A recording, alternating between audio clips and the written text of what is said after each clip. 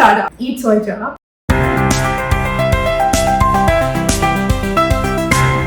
Hi everyone, we have Ananya Jain on our podcast today. You've heard about how accomplished she is. Super curious to learn more about you and also share that with everyone who's watching us from across the globe and across many years as well. So firstly, thank you for taking out the time and coming, doing this podcast on probably one of the every busy days that you have. Mm-hmm. So yeah, welcome to the podcast. I appreciate you having me here. Yeah. So Ananya, while we kick off, why don't you walk us through you being a founder? So you came into the US as an international student and you went to GT, Georgia Tech as well, and then you transitioned right from the start into the founder space. What was that like? What was your thought process while you were still a student? So it is more like when you came as a student, you already have that in mind? No, absolutely not. I think my parents, so I come from a business family, and my parents made very clear, not in words, but in very much daily life, that running a business is most important. Okay. And so my mother was absolutely like, you know what, you go to a happy chill life and have, work very good. But get a job and do the thing that all Indians do. And I 100% agree with her. There is no question in my mind that I'm just going to be a founder. When I came to the US, and I have to be brutally honest, I think the US is a capitalistic society. I look around the lives of the people that, were happy. And what kind of life I wanted for myself. And essentially, that was one turning point. But I think maybe the turning point was, it was a very personal journey. I think we've talked about mental health and other things. So the company I originally started off in mental health. And we've pivoted so much since then as every founder does. But I think those are the two main things. A, I didn't see myself doing anything else. So we've been very lucky in mental following the tradition and mental health. And then the second thing is, it was a deeply personal thing that I wanted to start for. So that's all. Oh, that's great. So when you entered the US, you were more of a thought process of living a traditional American life, of like finding a stable job and then like having a comparative relaxed job. Yes. Even today when I spend 18 hour days working on this, I sometimes wonder that I'm so far at this point. Yeah. There's no extracting that's very easy. Okay. That's always been on me. Yeah, that's 100% true. And I think like especially students, you're always in those two boats, right? Like one is like the US is called the land of opportunity. So like you want to get every opportunity out of it, build something unique, something of your own and like be your own boss. And the other way is also like there are so many opportunities even in the corporate space. Like it's a tough decision. Like the grass is always green. You have to during your undergrad, you did your undergrad at Georgia Tech, right? My undergrad was very unconventional, but we can say that. Okay. So at what point did you think of starting the then FullCircle, which was focused more on the mental health side? So FullCircle started off, and it had so many pivots. It first started off as a pure company. Oh, okay. It was very interesting way that happened because I had done both, and this goes back to India. I had done both pre-med and engineering, non-med in India. Yeah. So I came to both bio and math. Okay. So I wanted to do something at the intersection of it, and I ended up in this seminar in my freshman year on biomimicry. Okay. And I wanted to make jellyfish inspired turbines. Oh, okay. So that's how it originally started. We tried to get a government contract to sell that turbine. It's an 18-year-old no government contract. That's kind of rare, especially in the US, for an immigrant visa. I learned lots of hard things along the way. It was a team of 7 people. We had some funding. Did, I think, very well for an 18-year-old. Yeah. And it was around that time that I was going through major transitions in my life. I'm between Boston and all these other places. And started losing all money. And so I think we made a decision. I was completely bored, and that changed my life in many different ways. But I made a deeply personal decision to move the company back to life. Oh, so that's how we moved into mental health. And then the journey has gone on, and we made multiple pivots after that. Because I think, when you're young and you're starting off a company, you want to do the thing that is feels right in the moment. Yeah. And then as you develop in business and startups, you learn a lot more. With landscapes, you learn about timing, you learn about fundraising, you learn about hiring, you learn about taking the right opportunity, hiring the right way. Yeah. A lot happens in it. Yeah. So that's a lot. Awesome. It is very interesting, and that is something I've seen in a lot of startups, is that the need of like solving a problem generally is related to a personal experience. Do you see that around you in your founder circle as well? Not all, but say 80 to 85% of startups arise from something that somebody faces on, like a challenge somebody faces on day to day. It could be related to something that they're looking for in the market which doesn't exist, and that's why they want to build it. I think there's two types of founders. There's the founders that have a deeply personal experience, and then they have to figure out how to make that deeply personal experience into a product and productize it instead of it just being a service. And I think going to deeply personal, it's a hard journey. It requires a lot of passion. Sometimes there's not a market for it, and I think a lot of founders, most founders fail in that journey.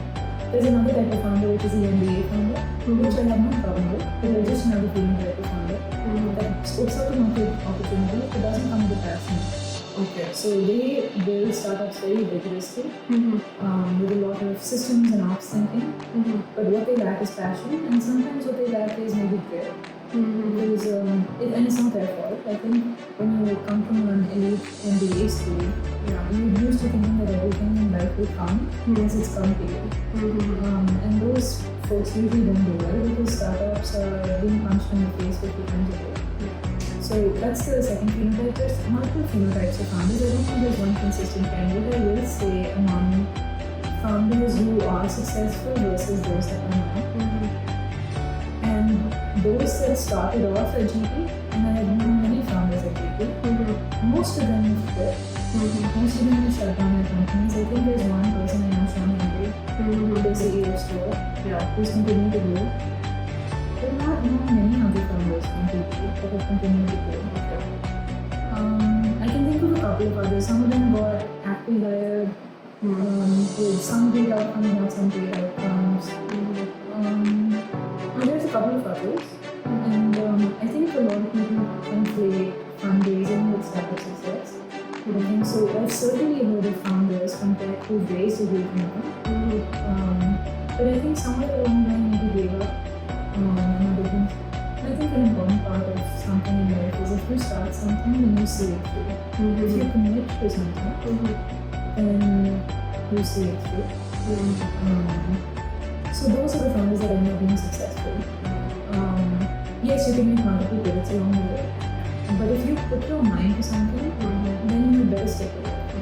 Otherwise, you usually end up with did that answer your question? Yeah, that did. And is this something that you follow in your life as well? Like if you're committed to something, you are going to work hard and like see it follow through?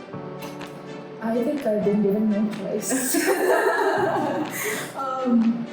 My mother is very much financial. I'll give you an example. I had been trying and begging her to let me drop out of Tech since my third month of being there. Okay. It has been a 4-year-long fight. And she didn't let me drop out. We still have this argument to this day. It's been years now. She is very much with the mindset. She's not a tiger mom. She's always said one thing, which is if you have started something, it could be art, it could be dancing, it could be music, you had better finish it. Okay. So if you started a meal, you had better finish everything in one day. Okay. So I think it's a mindset of, I don't care what you do in life, this is what my mother says, but if you don't finish something, then you're going to have a problem. My co-founder, for example, his family, his entire family sits behind him. He has his entire family support. They are very much with the same mindset. If you pick up something in life and you need a slight commitment to it, honoring that commitment, so all this is a lot about your character. If you quit midway, how many other things in life are you going to do? Now, there's a difference between quitting and then being, I'm sorry to say this, plain stupid, right? Which is the market is saying something to you, you're not reading the signs, you're blindly just hammering on the same thing and setting a different outcome. That I first to put it. But then you can be blinded by your own ego sometimes. So sometimes you have to dismantle your entire startup, start from scratch, and be certainly in the time. So there's a difference between not quitting and then banging your head on the wall and saying you're not quitting just for the sake of it. And I want to make that distinction. So that's a very important point that you raised. Knowing when is the right time to pivot into something better, like being attached to growing the company or growing the space rather than just being attached to the idea, I think is what goes along the way. It's the same thing in life too, isn't it? Yeah. If you're attached to one outcome, I think it never ends up getting that outcome. Yeah. So that is so true. And that kind of brings me to the next segment I wanted to learn more about. You have iterated and pivoted full circle, like multiple times now. So, and across several domains. How do you build that resilience as a founder to continue building, and even if it is a new direction, finding more about the space, knowing how to grow a company, like what gives you that resilience as a founder? I don't think resilience can be taught. I think resilience happens when you go through life and you do hard things, and then when you come out in the next cycle, you have learned so much in the past one that it becomes significantly easier. I'll give you more concrete. So when we were pivoting away from mental health, it felt like the end of the world. Because so much of my identity was tied into everything I've done so far. We had been featured in every newspaper in India, in the US, in Europe, in the UK. in the UK. It was a whole identity. It was probably a very tough decision to look at myself in the mirror and say, you know what, Ananya, you had your run. The company needs something else. You're not doing it. And it took a huge amount of effort from multiple people, my co-founder, and there's a couple of CMOs that came on. It took a lot. But I think had we not done what we did, we would not be here. And I think sometimes you look at yourself in life and you say, you know what, we've gone through this situation once before. Clearly it's not the end of the world. And so it can happen. But it can only happen if you've been through enough hard stuff in your life, which is why I often say that the most successful founders are not millennials. If you look at the average age of a successful founder, it's usually in their mid-20s. That's not my statistic, it's a statistic that's out there. In fact, even if you look at Zuckerberg, the real success in your company happened in his early 40s. So, it takes time. And the reason it's okay to wait to become a founder is precisely that sometimes you need to build life experiences before you jump all in. Now, there are some founders who feel ready at 20. There are some founders who feel ready at 18. I know for a fact that if I look back at my 18-year-old self and starting a company because that's what I did, what would I say? And I would say it's okay to wait also. No one has one right path. So you're asking about resilience and everything. So you depend on one person doing it. If you're ready in life, sometimes people do it with 100K in their bank, with like savings done and taking care of everything. Others stop when they have nothing going for them. So I think it really is about when you make up your mind in life to do something, then you've made up your mind. But I think the tricky stroke becomes when people pretend to have made up their mind and then they backtrack, which never ends well. Or if they pretend that they were on the right and lie to themselves. Lying to yourself is never good. Once you're there, you're there. One common idea that is there in the room or the space is that we need to do it right away so that we are not late to the startup game. But as you shared, just starting something for the sake of starting it and actually being successful, being resilient, of taking it towards the goal that we had initially said, that is more important. So I think there's no right age or you're never very late. So if you surf, sometimes on the beach there's lots of waves. Now I'll tell you the difference between founders in UK and founders. It has nothing to do really with what's going on. It has everything to do with the wave, and the founder is very flexible. Sometimes the market is right, well. Yeah. He may be very immature, but the wave is right there. And he puts his surfboard on there. And he finds his footing along the way. That founder exists. There is another type of founder that misses wave after wave after wave. Not for any fault of his, but because he's just right before the time. There's all kinds of founders. There's all kinds of guys. And I truly believe that a lot of it is also so you can do whatever mathematics calculation you want about sometimes it's about luck. Yeah. Sounds great. That brings me.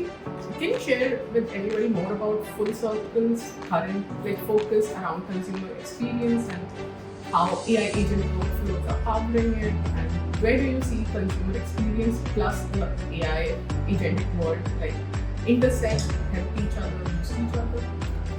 I think a lot of people have talked about AI as an efficiency increasing, and I truly don't believe that that's the case. Oh, okay.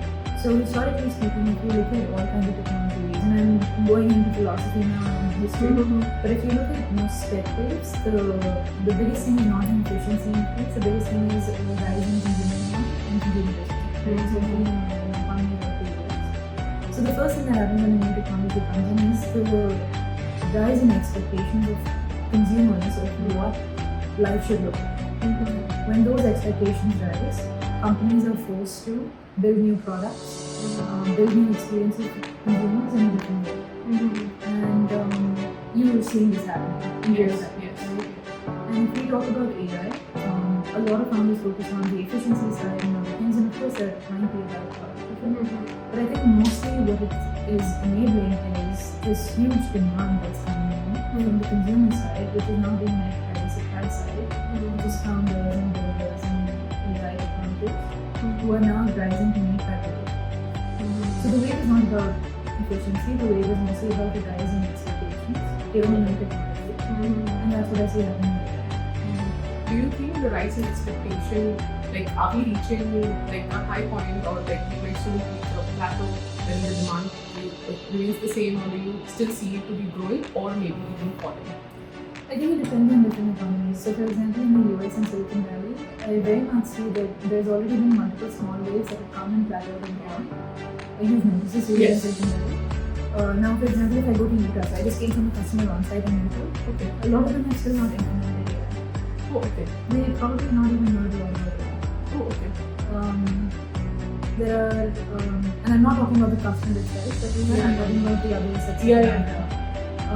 If I talk about something like again Aspen soon, Aspen is probably a lot of these sectors, but are they rigorously implementing that? So it depends on the economy, right? And when I say economy, I mean within the US. Within the geographical location also. Yeah, it matters. And nowhere I close. I mean, if you look at the adoption of just ChatGPT over multiple different countries, it varies hugely. In fact, you would see that some countries don't even have any kind of adoption. So I think time will tell, but I think it's highly dependent on geography. It's highly dependent on the market segment that you pick up. For example, in e-commerce, we're seeing probably a more rapid adoption of AI in other areas like customer service. Where else is AI being adopted? There are so many other segments where the adoption is faster. So I think it depends on market, it depends on industry, it depends on timing, it depends on geography. There's so many factors. Which is why I say you have to pick the right way. Yeah. And where does FullCircle's offering fit into all of this? Into the AI space and the customer side of things? I think the way I would describe it is, let's say you buy this shirt. And I'm going to give the low level and then I'll get the high level. Let's say you buy this shirt from some brand that's an e-commerce brand, like Princess Polly, I don't know. And you want to return the shirt. Typically, a person would have to sit behind Princess Polly and say, okay, we're a customer, we need to return it, I need to look at the tag, process it, blah, blah, blah. Then write back to the customer and process it, return and everything.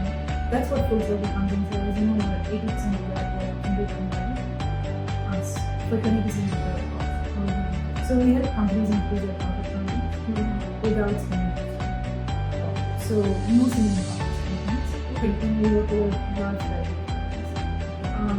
There's also other companies that want to be discovered by AI models and end up in the search results, right? So e-commerce companies that are want to be discovered inside search results and also One more question that I had regarding FullCircle is like FullCircle stresses a lot on the speed and impact. So what kind of metrics or like stories best illustrate this principle in FullCircle story? for speed.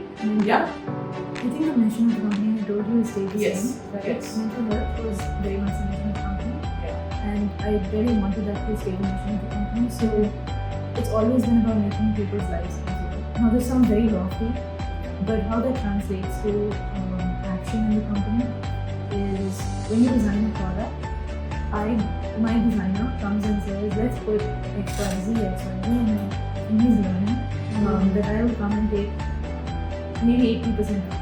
Yeah. Because it's hard on the eye, it causes problems. So my job is reduction. When you reduce a whole number of things for the end user and for the customer, they are very happy. But that takes a huge amount of effort, which is when the mission of the company comes into play. We could easily, right now, we could easily say this is a fantastic product. We don't need to make it easy to use. Yeah. And we could still sell it at, huge Yeah. markup. Yeah. But we don't do that. So that's how the mission of the company is stated. Taking things off your plate. Yes, very much so. You've done your best. Yeah. I appreciate that. About speed, Yes. this speed is how I operate. Okay. Email replies within 15 minutes. Efficiency in the product, how it's shipped, how fast it's shipped, we do iterations on it every day. Customer feedback is taken almost every hour. We are looking at statistics all the time. Speed and how fast the product works also. Okay. So for example, I'll give you a very tiny example. Let's say you had opened up the FullCircle platform. Usually you would have to click on the box Yeah. to start typing. We have actually coded it out so that the pointer is there before so you don't have to move your mouse. There's all kinds of different things in the product just to make it fast. Yeah. We've done all kinds of engineering on the back end so that as soon as you hit enter, from the time you hit enter in the product to the time you see the text appear on the screen or an action appear on the screen, that time goes from we sat there for 7 days and we systematically thought this is 8 seconds right now. It has to go down to 2 seconds. Oh, okay. Actually going from 8 seconds to 2 Yeah, seconds. It's a tough job, but more importantly, why would a CEO obsess over it? A CEO has 50,000 different things. But I think when your mission is very clear, your customer obsession is very clear. And that bleeds in. So I'll give you another example. A lot of people say we're customer obsessed. And then they also say they're employee obsessed, which is employees must be happy. Sometimes those two things cannot coexist. So if you say you're customer obsessed and then your employee comes in and says, you know what, company culture has to go a certain way and this is not what I signed up for. And in those moments, you need to make up your mind. Because some people are not happy when a customer calls up at 10 p.m. at night and says, this is really not working out for us. We need this changed. And the employee comes and says, this is not the 9 to 5 I signed up for. So which do you prioritize? Customer obsession or employee happiness? Those are trade-offs. It sounds very fancy when it's coming out of your mouth, but it costs something. 8 seconds to 2 seconds also costs something. It costs us a week. It's not small. Yes. Like for example, you're kind of guiding the user's journey in order to make their life easy, to use the product faster or get the service faster. Where do you draw the line between AI being like a guidance towards, like a guidance on a path flow, as compared to it taking over what the user is doing? I think it becomes very clear when you actually are an engineer and you work with your engineers that AI is not reliable. And so for example, again, concrete examples because I think they're more helpful. When we originally started out, we thought we could do away with about 98% of the work that companies were managing. Very quickly realized that even though we could, sometimes it would be flawed, sometimes it would not either. I think maybe it would refund you twice. Maybe it would refund you 3 times when you had asked for 5 refunds. Not ideal. Still, we could still get paid. But does that make someone's life easier when you're sitting on the other end? No. So then we have to do away with it. Now we have come to 80%. Okay. Which is there is some manual experience and then there is some AI. So it's a delicate fine line balance. And as AI improvements continue to happen, we continue to navigate that balance. But at some point there is engineering enablement and sales enablement. Yeah. And they meet in the middle. So it's a type of And also, I read on your website that FullCircle is mainly, like, across all roles, it's all engineers. What is your philosophy behind it? Like, it's an interesting take as compared to what a lot of other startups or folks have in mind. I'll take the designers example. I work with lots of designers and I see how they operate and how they work. The designer we have right now is an engineering background, which is highly unconventional. Most designers don't have an engineering background. They come from HCI. Yes. They come from liberal arts sometimes. Yeah. So it's not a bad thing. It's a fantastic thing. I love liberal arts. There's a way of communicating between engineers. Yes. It's very unique. It's bullet points. It's concise. It's a different language altogether. Why do we hire only engineers is because of that shared language.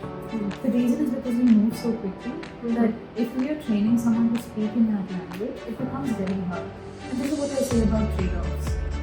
I think you have to make those trade-offs. So the reason we only hire engineers is because I'm an engineer. We speak that language. Most people who work with me already know the intensity that comes with it.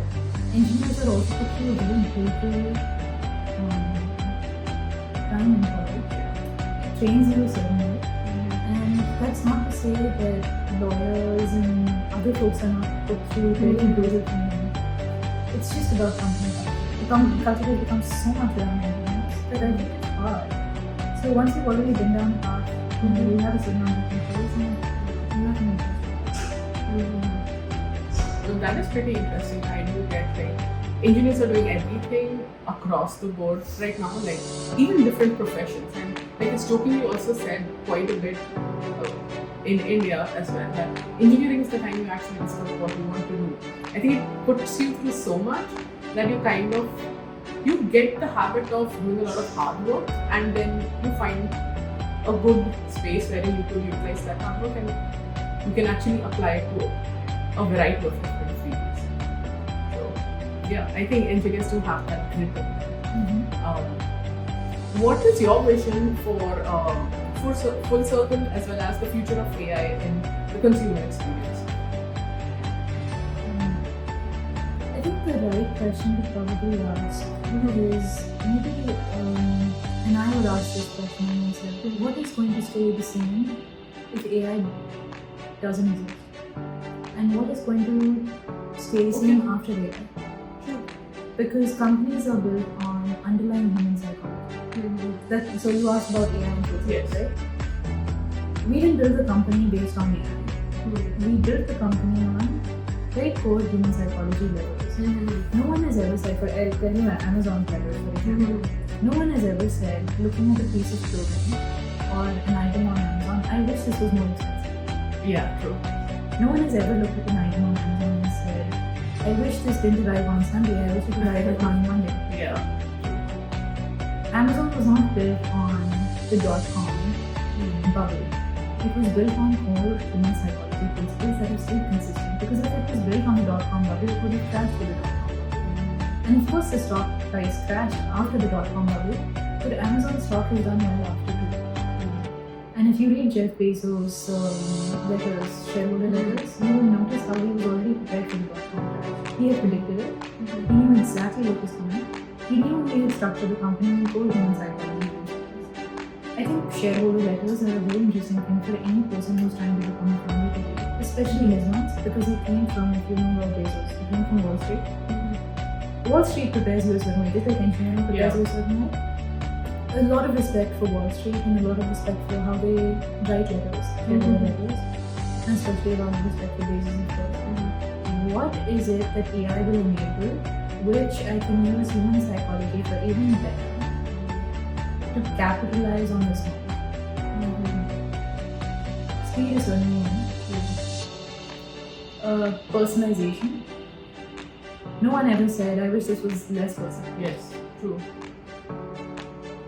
That's a trend, that's one thing. Hyper personalization is probably a big thing that's going to happen again. I see it happening already in consumer experiences and consumerism.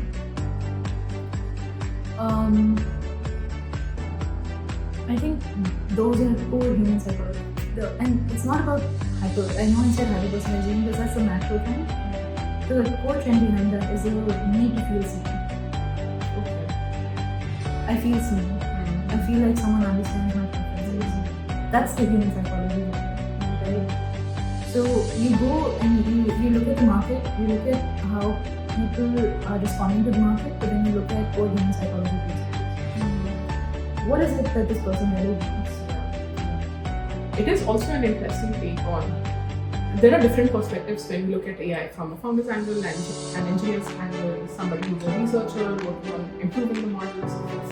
Yeah, so it's great to hear your perspective from the eye of a founder on what AI looks like. Absolutely. And what advice would you have for young founders or folks who are building in public or are even if not looking at building a full-fledged startup, but just building tech in public? We're seeing a lot of AI agents being built by people, putting it out there in the market. Or what advice do you have for them? Because they're the ones juggling again with like what would work well with users, what wouldn't work well, and most of them would have a pure technical background, and that is their strength. So, what advice would you give them? How should they look at leveraging the AI trend? There's two types of things that you can do. The first type is the consumer founder type. The Mark Zuckerberg type, right? Who will come up with a consumer product, and it might fly, it might not. So, for example, the Perplexity founder, I don't know if you've heard of it. There was a December. Yes. He had put out the thing. It ended up fine. Sometimes it flies, sometimes it doesn't. So I think if you're talking to that type of founder who wants to do a consumer product, I think it's about market timing. It's about if it's perceived, if it uptakes, and then you ride that wave. There's no real recipe for that in consumer product building. Young folks who are still exploring the phase of being a founder and trying out building things and see if they can do an end-to-end and then potentially pitch it out. See, I get into a lot of trouble for saying this. There's no halfway in life. There's no, I'll dip my toes and see if it works. It never does. I get into a lot of trouble because I'm sorry, excuse me. I think a lot of people say build your financial support system, build savings, and then take on something like this. And while there is merit to that, there is also a fallacy that those savings will last you in a crisis. Founders go through lots of crucible moments where your bank account does go to zero and sometimes negative 50. Nothing is going to come and save you then. So people put, say, a lot of troubling, people give me a lot of shit for saying this, which is you're either in or get out. There's no in between in life. And yes, there are times when there is time for moderation. But if you try and build a startup and if you're trying to operate, so for example, I'll give you another company. Two people come together, they build a product, they are now able to monetize it or they are at the cusp of monetizing it. Or it's a consumer product, it's come out and maybe they've gotten some uptake, but they didn't finalize an operating agreement with their founder. Terrible. I've seen worse arguments and probably the worst arguments.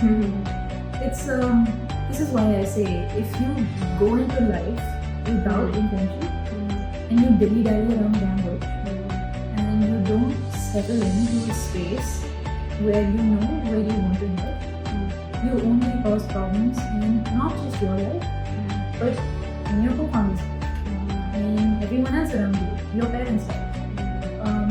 there are lots of fallout effects. So I don't advise people to step into startups without really thinking through. What does it need to? Take your time. You can, I don't know if you've heard of Sierra's co-founder. He worked at Google for a long time. Take your time. But when you step in, then because your investors are also going to look at you. And in my case, when I have investors, if I tell them, I'll think about it. Hope is not a strategy. And it also conveys a certain, like I always say this, how you do things in life in one sphere of your life is how you do them in every sphere of your life. And if you don't have a clean path, you're not going to have a clean path anywhere else. So it's also about your character and what it says about it. So I would be very careful with folks who say, oh, I'll give it a shot and see how it goes. You can tinker it around, but don't call it a startup. Yeah, Fair enough? Fair enough. So taking things on a more personal level now, how do you personally recharge or maintain your creativity outside of work?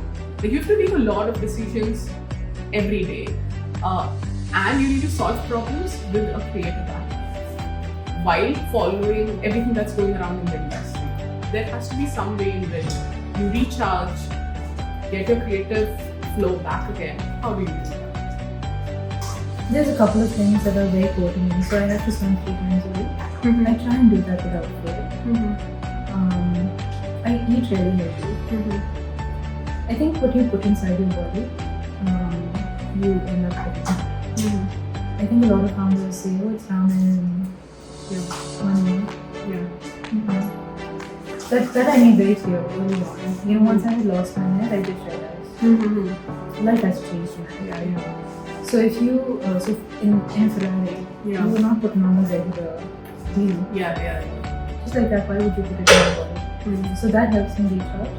Horse riding is a big thing. Horses are big things. But I do that alone. So I probably, there's only one person I hang out with around horses, and that's sacred. So horses are a big thing. What else? I surf sometimes. I like art. So I think art can find meaning in life. I love hanging around kids. Oh, I don't know, there's something about it. okay. Maybe it's just like women being women. But I love Cute kids. little creature. I think mothers know best. But if you have a child for about an hour, very adorable. After that, well. But I love kids. What else can I do? I mean, there's lots of ways to recharge. But Like, do you consciously take time to do these things, or like of course, like there must be weeks wherein it's like high priority things at work, so these things might take a backseat. Like, how do you juggle that, or do you consciously always make time to recharge? Drishti, I've gone through different phases in this founder journey. So every phase has been different. At first, I was very structured about taking time off. Then I was not structured at all. I said I'll do what I have to do. Then there was a fundraise. There's no time in raises. Then I came into the phase of I'll lean a lot on my team now. Then there was the phase of I should probably hire someone who's a little bit more experienced. Then there was a phase of I probably need to fire this person and take back a lot of that responsibility, so a lot of my time went there. So I think there's never been one thing in one phase.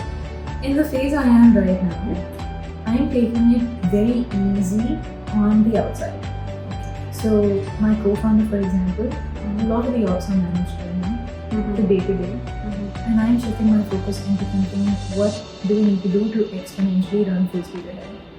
We've been in these spaces before, my co-founder and I. I think it also is I think your partner determines a lot.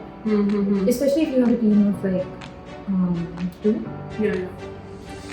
How your partner takes on responsibilities, and this applies both to your work partner but also your life partner. If either of those relationships are not great, it and not Yeah. sell it, good luck to you doing anything in life. So I think the last part of it mostly comes down to that. But I don't know if I answered your question. No, you did. And you took time answering it, which is great because that also helps everybody who's like viewing it see that it is okay that you cannot have like a fixed way of say recharging based on any kind of circumstance that's going. Like for example, in a farmer's life, when it's fundraising time, it's much more hectic, hands-on as compared to other times when you're building. So priority shift and like, okay, that is what. Let's say, for example, if you do sales, right? All founders have to do sales. It's a lot like fundraising. There's still supply demand. So I think it's just different paces at different times. Sometimes you do have to fix what you do, but there's also been a time in my life where my only rest and relaxation, and I probably have to say this because the only rest and relaxation I had was 5 hours of sleep. Oh. And you have to go through that. Now the fact that I can sit with you all the time and we can do this is a privilege and a step on. It's because every team member around me has been systematically trained that if I step out for an hour and a half, that the company is not going to blow up. And that does tend to happen. If you don't train people around you, then you can't do this. So this is I understand it's a privilege to sit here, and I understand it's a privilege to take a weekend off. It's not something that you can, if you're starting out, say, oh, I'll just take a weekend off. Drishti, you've seen me for how many years now? It's been since my undergrad to now. It's been a long journey. Yeah. I would not have said this probably a Few years. Yeah. So it takes time. Yeah. Sometimes your relaxation can also be just lounging around the house. I certainly do that. Sundays, if anyone dare bother. Oh, okay. Sundays are your days. Saturdays are mostly my day. Saturdays, okay. But Sunday morning, my breakfast is. So I don't know if you know this, but I fast every Saturday, right? Oh, okay. So Sunday morning is when I am extremely hungry. If someone calls me up in that time, whether it's my co-founder or my mother, oh my god, they've had it. So I don't know if you call that relaxation time. Those are things that have stayed very consistent. Because like you are from India, is there like something very specific Indian food that you love? And we can also switch languages. Like तो मैं कभी किसी से हिंदी में बात करती नहीं हूँ आज तक। ओह अच्छा तो मेरे को मिलते ही नहीं लोग, मेरे सारे दोस्त अमेरिकन हैं। ओह mostly तो मुश्किल हो जाती है। ओह तो नहीं मैं कभी भी हिंदी बात करनी है फिर मैं मेरे को याद आती है क्योंकि हिंदी में बात करना कुछ और ही होता है।